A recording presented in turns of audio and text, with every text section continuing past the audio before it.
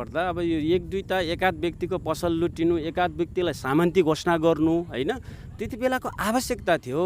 हिजो त हामीले तपाईँको पुल भत्कायौँ, गाविस घर जलायौँ, त्यो त राज्यको संरचना जलायौँ। त्यो हिजो हामीले राज्यको भनेको जनताको होइन, अनि जनताकै चाहिँ एउटा संरचना थियो, जलायो। जनताले तिर्यो हो नि त। त्यो हो, जनताले त्यो हामीले जलायो। त्यो युद्धको आवश्यकता थियो, त्यो युद्धको चाहिँ एउटा चाहिँ प्रक्रिया थियो, हामीले गऱ्यौँ। हामीले चाहिँ शाही सेनालाई कमजोर गर्नको लागि अथवा कथित शासनलाई चाहिँ ढाल्नको लागि, एउटा त्रास दिनको लागि युद्धको एउटा चाहिँ तपाईँको टेक्निक अपनायौँ, त्यो गऱ्यौँ। तर चाहिँ हामीले चाहिँ तपाईँको त्यो गर्दैमा तपाईँको चाहिँ अब आम जनतालाई चाहिँ हामीले नसमेटे त होइन। हामीले चाहिँ व्यक्तिहरू अहिले चाहिँ त्यति बेला भाटे कारबाही गर्ने व्यक्तिहरू अहिले चाहिँ किन मुख खोलेका छैनन्? जातीय विभेद भएको कुरामा चाहिँ नेकपाका कार्यकर्ताहरू किन मौन छन् भन्ने गम्भीर आरोप लागेको छ। तपाईँहरूलाई के भन्नुहुन्छ? तपाईँको यो चाहिँ रुकुमको पश्चिम रुकुमको चाहिँ एकदम दुःखदायक घटना हो, जो चाहिँ हाम्रो नवराज विकास चाहिँ 6 जना चाहिँ साथीहरू भाइहरूले चाहिँ ज्यान गुमाउनु भयो। उहाँहरूप्रति म सबभन्दा पहिला हार्दिक श्रद्धाञ्जली अर्पण गर्न चाहन्छु। र त्यो घटना तपाईँको एकतर्फी रूपले हेर्ने बेला जातीय रूपले पनि देखिन्छ, अर्कोतर्फी रूपले त आकस्मिक झडप पनि मानिन्छ। हाम्रो टाउको मूल्य तोकिएको थियो, सबैका चाहिँ तपाईँको चाहिँ एउटा चाहिँ आतङ्ककारी घोषणा भएको थियो, सत्य यथार्थै हो, त्यसलाई चाहिँ स्वीकार्नै पर्छ। तर चाहिँ हामीले चाहिँ 80% भूभागमा चाहिँ जनसरकार सत्ता चलाएर, जनसरकार चाहिँ तपाईँको चाहिँ एउटा कानुन आफ्नै बनाएर जनताको माझमै हामीले क्रान्ति गरेका हौँ, जनताको माझमै हामीले आन्दोलन गरेका हौँ। हामी कुनै चाहिँ तपाईँको चाहिँ तालिबान जस्तो चाहिँ अब युद्ध गरेको होइनौँ। नै यसलाई चाहिँ जातीय मुद्दा उठाएको जस्तो लाग्छ मलाई है, मेरो सन्दर्भमा भन्नु पर्दा। त्यहाँ कस्तो भएको छ भनेपछि त्यहाँको चाहिँ घटनाक्रम हामीले पनि अन्य मिडिया चाहिँ च्यानलहरू त्यहाँ पुगेको छ, त्यसले चाहिँ इन्टरभ्यू दिएको अनुसारले त्यहाँ चाहिँ प्रत्यक्षदर्शीले भनेको अनुसारले तपाईँको चाहिँ रुकुम फाँटका मान्छेहरू एक लौटे केटीको पक्ष लिएर बोलेका छन्। जाजरकोटको मान्छेहरू जो छन्, त्यहाँ गएका युवाहरू छन् जो 21 जना छन्, तीमध्येहरूले चाहिँ अब तपाईँको चाहिँ अब प्रत्यक्ष चाहिँ रुकुमका चाहिँ मान्छेहरू चाहिँ दोषी।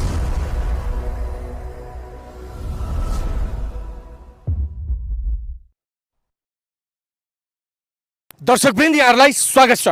हामी दाङबाट बोलिरहेका छौँ र हामीले समसामयिक राजनैतिक तथा सांस्कृतिक सामाजिक विषयमा कुराकानी गर्नका लागि कमरेड दिल कुमार पुन उर्फ साहसीलाई यहाँ चाहिँ निम्ति आएका छौँ। आदरणीय दर्शकवृन्द, 10 वर्षसम्म तत्कालीन नेपाल कम्युनिस्ट पार्टी माओवादीले नेपालमा सशस्त्र जनयुद्ध गरेको कुरा तपाईँ हामी सबैलाई जानकारी नै छ। यसै विषयमा कुराकानी गर्नका लागि हामीले साहसीलाई बोलाएका छौँ। साहसीजी, यहाँलाई स्वागत छ।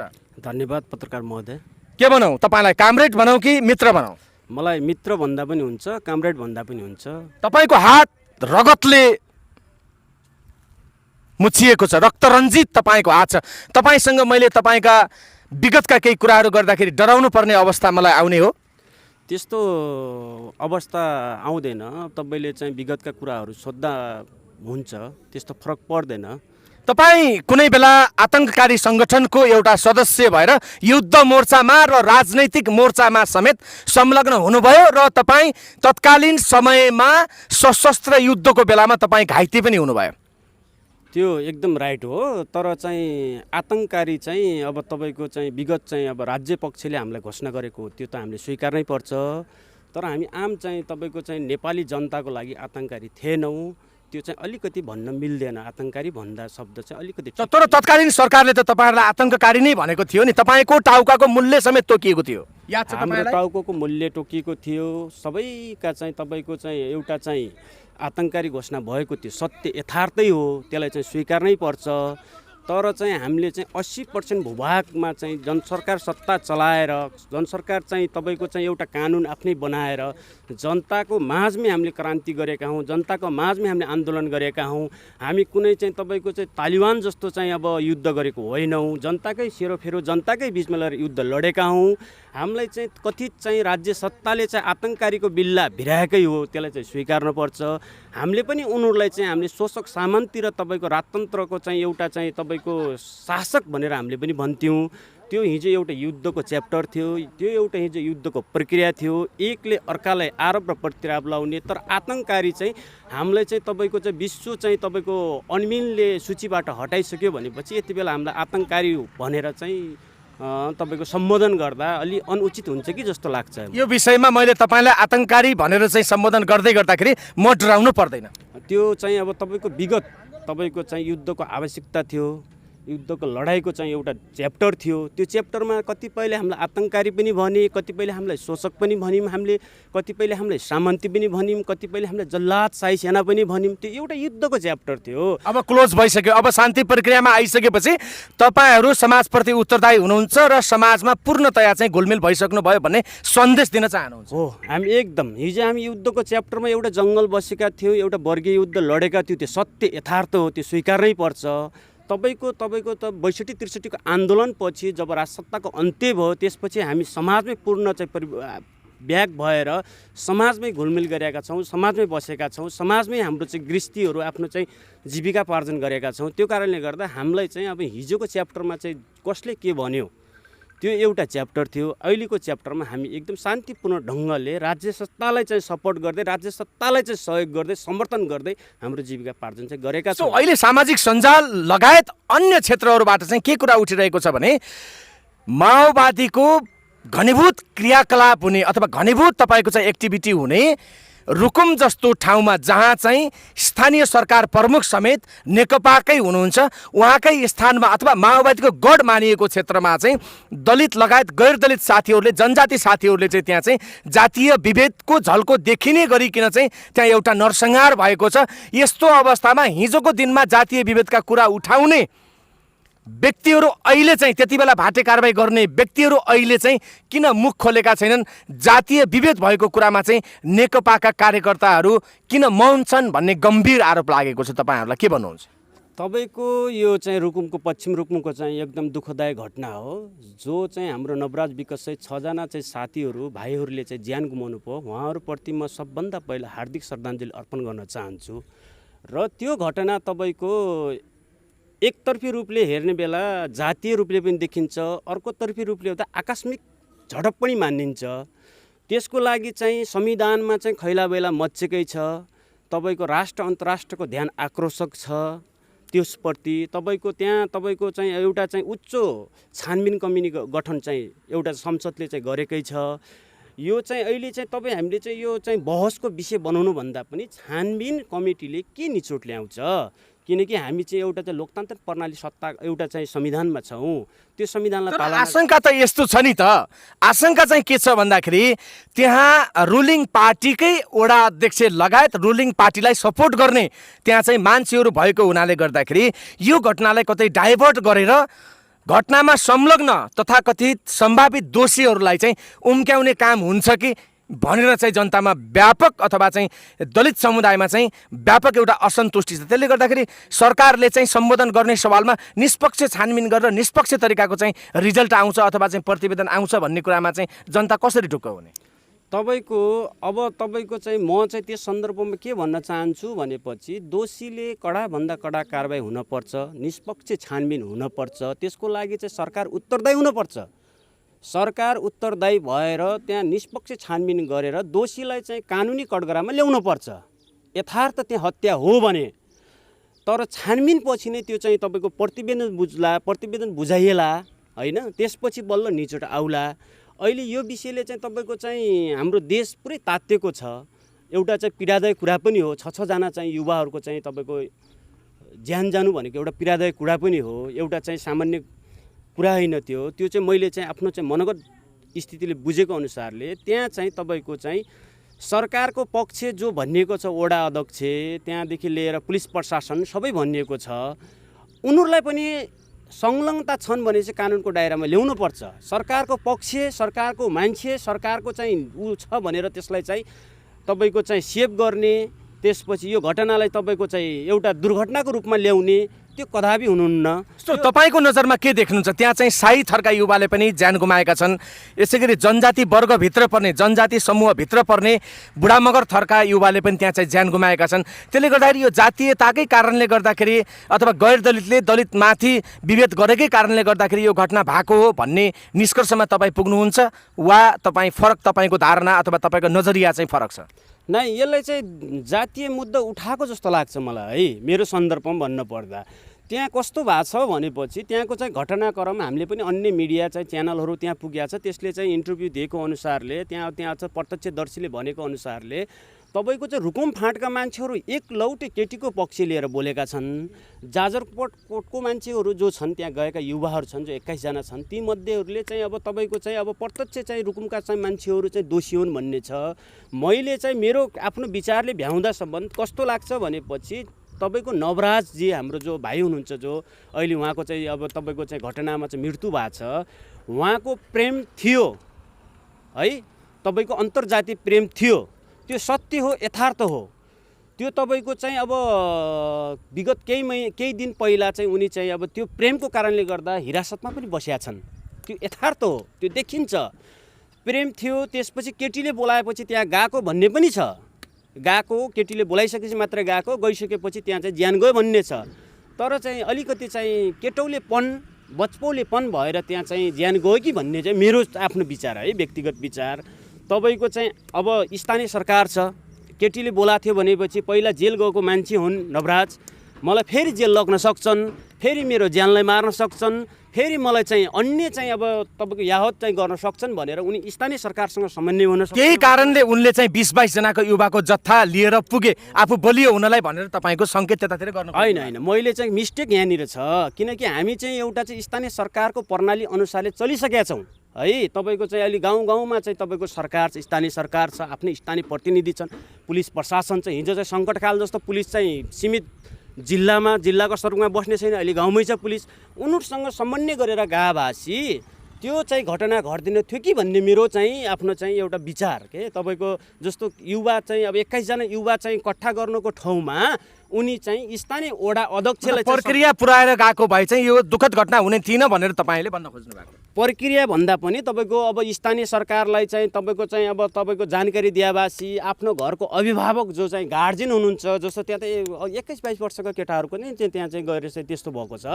अलिकति एजेड माहौललाई सम्हाल्न सक्ने क्यापेसिटी भएका मान्छेहरूले लगेर गएपछि त्यो परिस्थिति आन्न थियो कि भन्ने मेरो चाहिँ बुझाइ हो, व्यक्तिगत रूपमा तपाईँको बुझाइ हो। बुझाइ त्यो हो। तर यसमा चाहिँ मैले चाहिँ भन्न खोजेको यो होइन कि त्यो चाहिँ जो 6 जना भाइहरूको ज्यान गएको छ उनीहरूको ज्यान चाहिँ अब त्यत्तिकै चाहिँ सेलाउनु पर्छ, निर्मला हत्याकाण्ड सेलाउनु पर्छ भन्ने मेरो भनाइ होइन। मैले के भन्छु भनेपछि 6 जना भाइले उचित न्याय पाउनुपर्छ। त्यही चाहिँ हत्याडा हुन् भनेपछि चाहे त्यो गाविसका चाहिँ त्यो वडाका चाहिँ वडा अध्यक्ष हुन्, चाहे त्यहाँका चाहिँ अब त इन्सपेक्टर हुन्, त्यो चौरदारीका इन्सपेक्टर हुन्, प्रशासनिक हुन्, तिनीहरू चाहिँ कानुनी कटघरामा आउनुपर्छ, हदसम्मको कारबाही हुनुपर्छ। तर छानबिन समितिले चाहिँ निष्पक्ष ढङ्गले छानबिन गर्नुपर्छ, यो मेरो चाहिँ भनाइ हो व्यक्तिगत। भनेपछि माग पनि हो तपाईँको? माग मेरो एकदम नितान्त माग हो। दिलकुमारजी, यस्तो तपाईँले युद्ध मोर्चा पनि सम्हाल्नुभयो र राजनैतिक मोर्चा पनि सम्हाल्नुभयो, राइट। मैले दुईटै मोर्चा सम्हालेँ। सजिलो कुन? मलाई सजिलो राजनीतिक मोर्चा चाहिँ अलिकति तपाईँको चाहिँ षड्यन्त्रपूर्ण कुटनीतिपूर्णको क्यापेसिटी भएको मान्छे राजनीतिक मोर्चामा हुनुपर्ने रहेछ। म आफै चाहिँ मगर भएको कारणले गर्दा स्वभाव चाहिँ एउटा चाहिँ लडाकु भएपछि अब एउटा मगरको जात पहिल्यैदेखि चाहिँ लड्नुपर्छ, भिड्नुपर्छ, ब्रिटिस आर्मी बन्नुपर्छ अथवा चाहिँ मोर्चा सम्हाल्नुपर्छ है भन्ने कारणले गर्दा मलाई चाहिँ एकदम सुटेबल र एकदम सजिलो चाहिँ युद्धकै मोर्चा लाग्थ्यो। भने सैन्य काल चाहिँ तपाईँको लागि स्मरणीय रह्यो अथवा उल्लेखनीय रह्यो? नै, मेरो चाहिँ राजनीतिक चाहिँ काल पनि स्मरणीय रह्यो, सैन्य काल पनि स्मरणीय रह्यो। तर मलाई सहजताको हिसाबले चाहिँ राजनीतिभन्दा सैन्य चाहिँ हामी चाहिँ एउटा चाहिँ जाति हिसाबले पनि होला। यस्तो फलिफापको हिसाबले चाहिँ कुन मोर्चा ठिक? नै, फलिफापको हिसाबले हिजो युद्धको अवस्थामा चाहिँ अब कतिपयका चाहिँ अब तपाईँको चाहिँ युद्धमा पनि त सबै मान्छे चाहिँ एउटै लेभलका हुँदैनन्। हाम्रो सबै 5वटा बराबर त हुँदैन नि, कोही छोटो छ, कोही कस्तो। नियतगत हिसाबले मान्छेको आफ्नो नियतगत हिसाबले कतिपयले चाहिँ अब पैसा कमाउने सिद्धान्त लिएर गयो होलान्, कतिपय चाहिँ वर्गीय युद्धको सिद्धान्तमा गयो होलान्, कतिपय शोषक भएर गयो होलान्, कतिपय आफू शोषित भएर गयो। शोषक पनि त गएको छ निजी युद्धमा, गएको छैनन् भन्नु भएन, कोही ठगेर गयो होलान्, यी गएको छन् के। तपाईँको युद्ध भन्ने क्रम तपाईँको चाहिँ सबै चाहिँ बराबर मान्छे चढ्नुपर्छ भन्ने होइन, एउटा ट्रेन हो युद्ध भन्ने। त्यो ट्रेनमा कस्ता कस्ता विभेदका कस्ता कस्ता चाहिँ सिद्धान्त कस्ता कस्ता चाहिँ भोगेर चाहिँ एउटा चाहिँ कल्चरबाट आएको मान्छे हुन्छन्। त्यो मान्छेको चाहिँ आफ्नो भोगाइ र बुझाइ आफ्नो चाहिँ विवेकताले भ्याउने कुरा हो।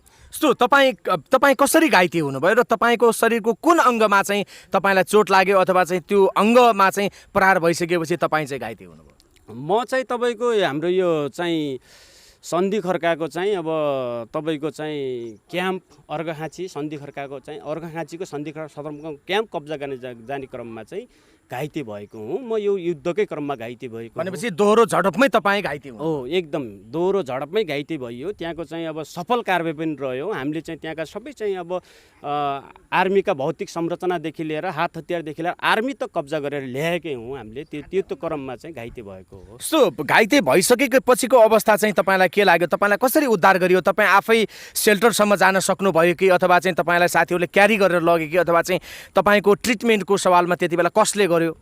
नै हाम्रो चाहिँ जस्तो युद्धको क्रममा चाहिँ हाम्रो चाहिँ तपाईँको चाहिँ धेरै किसिमका चाहिँ अब एउटा चाहिँ विभागहरू हुन्छ। तपाईँको चाहिँ अब लड्ने विभाग अलग हुन्छ, स्वास्थ्य विभाग अलग हुन्छ, अब तपाईँको बिरामीलाई चाहिँ अब सुरक्षित ठाउँमा लग्ने विभाग अलग हुन्छ, खाना पकाएर खुवाउने विभाग अलग हुन्छ। यो हरेक चिज विभाग हुन्छ। त्यही क्रममा चाहिँ म चाहिँ आफै चाहिँ सुरक्षित भन्दाखेरि साथीहरूले नै चाहिँ मलाई लिएर अब तपाईँको एउटा चाहिँ सामान्य स्वास्थ्य चाहिँ चौकी खडा गरिरहेको हुन्छ, त्यहाँ लिएर ट्रिटमेन्ट गरिसकेपछि म होसमा आएँ। होसमा आइसकेपछि साथीहरूले चाहिँ सँगै उठाउँदै लड्दै भिड्दै सँगै उठाउँदै लिएर तपाईँलाई शरीरको कुन अङ्गमा चोट लाग्यो त्यति बेला? मलाई शरीरको चाहिँ तपाईँको यहाँ घाँटीमा पनि लाग्यो त्यति बेला। त्यसपछि अब गोली लाग्यो, छर्रा लाग्यो, हातमा चाहिँ गोली लाग्यो, दुईवटा अङ्गमा लागेको थियो मलाई। भनेपछि तपाईँ त्यो सन्धि खर्कको युद्धमा तपाईँ घाइते पनि हुनुभयो र त्यस पछाडि तपाईँले राजनैतिक मोर्चा सम्हाल्नु? त्यसपछि म तपाईँको लगत्तै राजनीति मोर्चा सम्हालेन। त्यसपछि म धेरै चाहिँ लगभग वर्ष म चाहिँ युद्धै मोर्चा सम्हालेँ। तपाईँको सैन्य फर्मेसनै सम्हालेँ। तपाईँको यो भालुवाङको लडाइँपछि बल्ल म राजनीतिक मोर्चा सम्हाल्न। किन? कारण के थियो त? तपाईँ सैन्य मोर्चाबाट एकैचोटि राजनैतिक मोर्चामा अथवा सशस्त्र व्यक्ति एकैचोटि निशस्त्र भएर जनताको बिचमा जाँदाखेरि पक्कै पनि अप्ठ्यारो थियो होला। यो आउनुको पछाडिको कारण चाहिँ के थियो? यो आउनुको पछाडि कुनै कारण थिएन। तपाईँको चाहिँ अब मेरो शरीरले चाहिँ साथ दिएन। माथि चाहिँ तपाईँको चाहिँ अगाडि एसल्टमा गएर लड्ने मेरो चाहिँ शरीरले साथ दिएन।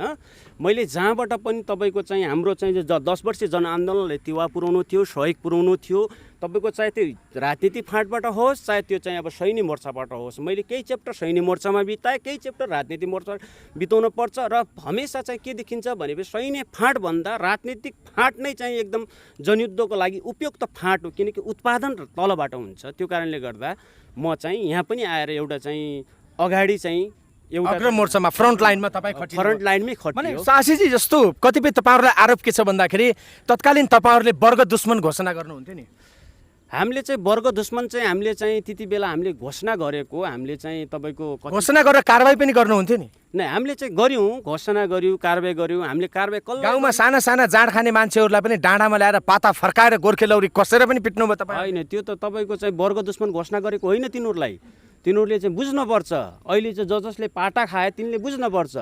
त्यो हाम्रो चाहिँ तपाईँको एउटा सांस्कृतिक अभियान, सांस्कृतिक क्रान्ति पनि साथसाथै थियो। एउटा चाहिँ सांस्कृतिक क्रान्तिको साथसाथैमा तिनीहरूलाई पनि कारबाही गर्न पर्थ्यो। त्यो तिनीहरूको जीवन सुधार्नको लागि हो। त्यो कुनै बेला जनजातिको घरमा पूजाआजामा नहुने 3 पानेलाई खोसी तपाईँले चाहिँ बाटामा ल्याएर फाल्नुभयो सांस्कृतिक क्रान्तिको नाममा। मन्दिरमा तपाईँको चाहिँ नै मिन्स भएका तपाईँका गुरिल्लाहरूलाई चाहिँ त्यहाँ योनी छाउन पनि लगाउनु भयो, लात्तीले हानेर मन्दिरमा मूर्तिमा चाहिँ त्यहाँ थुक्न पनि लगाउनु भयो, राइट? पछि त लाग्छ तपाईँको अब त्यो मन्दिरमै गएर त्यस्तो क्रियाकलाप गरेको चाहिँ अब मैले चाहिँ 10 वर्षको इतिहासमा कतै देखेन पनि, कतै सुनेन पनि। सायद म चाहिँ अब सञ्चार माध्यमबाट टाढा थिएँ कि है। तपाईँको चाहिँ त्यो जो चाहिँ अब तपाईँको 3 पानी चाहिँ अनिवार्य चाहिँ तपाईँको चाहिँ हाम्रो चाहिँ संस्कृतिभित्र चल्छ, पूजापाठभित्र चल्छ भन्नेलाई हामीले त्यस्तो चाहिँ वञ्चित गरेर एकदम तैँले यो चराइस भनेपछि गोली नै हान्छौँ भने होइन। हामीले के भन्या भनेपछि हरेक चिजको सीमा हुन्छ, हरेक चिजको तरिका हुन्छ। बेचबिखन नगर्ने, मान्छे रक्सी खाएर नै आफ्नो जीवन बर्बाद नगर्ने र रक्सी खाएर नै समाजलाई विकृति गर्ने। ती रक्सी फाल्ने कमरेडहरू अहिले रक्सीमा डुब्या छन् नि राजा। अब त्यो त तपाईँको हिजो मैले भनिसकेँ त, हामी चाहिँ द्वन्द्वात्मक तरिकाले सोध्छौँ। हिजो एउटा युद्धको च्याप्टर थियो, त्यो च्याप्टर सकिसक्यो। हिजोका चाहिँ तपाईँको रक्सी फाल्ने कमरेडहरू अहिले रक्सीमा स्वतै डुब्या छन्, त्यो म पनि स्वीकार्छु होइन। त्यो एउटा च्याप्टर थियो, हिजोको एउटा च्याप्टर थियो, एउटा अभियान थियो, एउटा मिसन थियो होइन। अहिले आएर त हामी तपाईँको एउटा चाहिँ संयुक्त गणतन्त्रको चाहिँ माध्यमबाट बसेका छौँ। स्वतन्त्रता छ, हरेक चिजले हरेक धर्म मान्न पाउने, हरेक चिजले हरेक चिज चाहिँ उ गर्न पाउने। त्यो चाहिँ एउटा चाहिँ सिस्टम हो। त्यसलाई चाहिँ अहिले आएर हिजो कमरेडले खायो आज खाएन भनेर यसलाई इस्यु बनाउनु पर्ने अति आवश्यकता छ। राजनैतिक परिवर्तनपछि जब तपाईँ राजनैतिक मोर्चामा आउनुभयो, तपाईँको सैन्य जीवनलाई थाती राखेर तपाईँ अन्डरग्राउन्ड हुनुभयो। अन्डरग्राउन्ड हो नि तपाईँको राजनीतिक जीवनमा आइसकेपछि घरमा बसेर राजनीति गर्ने त हुन्न थियो। किनकि हामीलाई चाहिँ तपाईँले भनिसक्नुभयो, अहिले भर्खर भनिसक्नुभयो, हामीलाई चाहिँ सरकारले चाहिँ एउटा चाहिँ त्यति बेलाको चाहिँ तपाईँको राज्य पक्षले हाम्रो चाहिँ टाउको मूल्य टोकेको थियो। हामी राजनीति गर्नेलाई पनि हामीलाई पनि त्यत्तिकै कठिन थियो। त्यत्तिकै चाहिँ आफ्नो ज्यान सुरक्षा गर्नु, सँगसँगै चाहिँ गाउँको सुरक्षा गर्नु। हामी जुन गाउँमा बस्छौँ त्यो गाउँमा गएर आर्मीले चाहिँ अब जति दुईवटा बसोस् पुरै गाउँ नै ध्वस्त पार्ने अवस्था हुन्थ्यो। त्यो कारणले गाउँदेखि लिएर आफ्नो जीवन सुरक्षा गर्न पर्थ्यो। हामी भूमिगतै बस्थ्यौँ त्यति बेला पनि। गाउँमा त तपाईँहरूले 2-4 बिघा जग्गा भएको मान्छेलाई सामन्तीको बिल्ला भिराएर कठोरभन्दा कठोर यातना दिनुभयो। तपाईँ स्वयं त्यसको नेतृत्व गर्नुभयो कि भएन थाहा भएन। कसैको पसलहरू लुटिए, कसैलाई गाउँबाट तपाईँको चाहिने विस्थापित गराइयो, गालामा चड्कन लगाइयो। यी यस्ता कुराहरू ठिक थिए, जायज थिए? अब तपाईँलाई म भन्नुपर्दा अब यो एकाध व्यक्तिको पसल लुटिनु, एकाध व्यक्तिलाई सामन्ती घोषणा गर्नु होइन, त्यति बेलाको आवश्यकता थियो। हिजो त हामीले तपाईँको पुल भत्कायौँ, गाविस घर जलायौँ, त्यो त राज्यको संरचना जलायौँ। त्यो हिजो हामीले राज्यको भनेको जनताको होइन, अनि जनताकै चाहिँ एउटा संरचना थियो। जनताले तिर्यो हो नि त। त्यो हो जनताले त्यो हामीले जलायौँ। त्यो युद्धको आवश्यकता थियो। त्यो युद्धको चाहिँ एउटा चाहिँ प्रक्रिया थियो। हामीले गऱ्यौँ। हामीले चाहिँ शाही सेनालाई कमजोर गर्नको लागि अथवा कथित शासनलाई चाहिँ ढाल्नको लागि, एउटा त्रास दिनको लागि युद्धको एउटा चाहिँ तपाईँको टेक्निक अप्नायौँ, त्यो गऱ्यौँ। तर चाहिँ हामीले चाहिँ तपाईँको त्यो गर्दैमा तपाईँको चाहिँ अब आम जनतालाई चाहिँ हामीले नसमेटे त होइन। हामीले चाहिँ सबै जनतालाई असन्तुष्टि गरेपछि हामी त्यही जनताको बिचमा गएर राजनीति गरेका थियौँ। त्यही जनताको घरमा गएर भात खान्थ्यौँ, त्यही जनताको घरमा गएर सुत्थ्यौँ। जनताले त हामीलाई त्यति बेला गिरफ्तार गराउँथ्यो त। जनता त सन्तुष्टि भयो त। राजनीति डर पनि थियो होला त। तपाईँलाई गिरफ्तार गराउँदै गर्दाखेरि भोलि बिहान भाटे कारबाही अथवा चाहिँ गोली नै खानुपर्छ कि पर्ने अवस्था त थियो नि त। किनभने तपाईँहरूको त हुकुमी शासन थियो नि त्यति बेला। होइन, हुकुमी शासन त्यसलाई कसैले भन्न पर्दैन थियो। एउटा हाम्रो चाहिँ जनवादी शासन थियो। जनवादी शासन। तपाईँहरूले गरेका निर्णयहरू सर्वमान्य हुन्थे, सर्वसम्मतिले हुन्थ्यो त? हामीले जता हामीले चाहिँ हाम्रो चाहिँ आधार इलाका, हाम्रो जस्तो मानुस थबाङ, रुकुम, रोल्पा हामीले चाहिँ आधार इलाका घोषणा गऱ्यौँ। त्यहाँ चाहिँ हाम्रो शासन थियो, हाम्रो जनवादी शासन थियो। हाम्रो चाहिँ कटघरामा आइसकेपछि हामीले चाहिँ अहिले चाहिँ कथित चाहिँ अब सेनाले अथवा कथित चाहिँ अहिले राज्यले अथवा त्यति बेलाको कथित राज्यले चाहिँ जो एक लौटे रूपमा चाहिँ जो पैसावालालाई चाहिँ संरक्षण गर्ने जो चाहिँ पैसावाला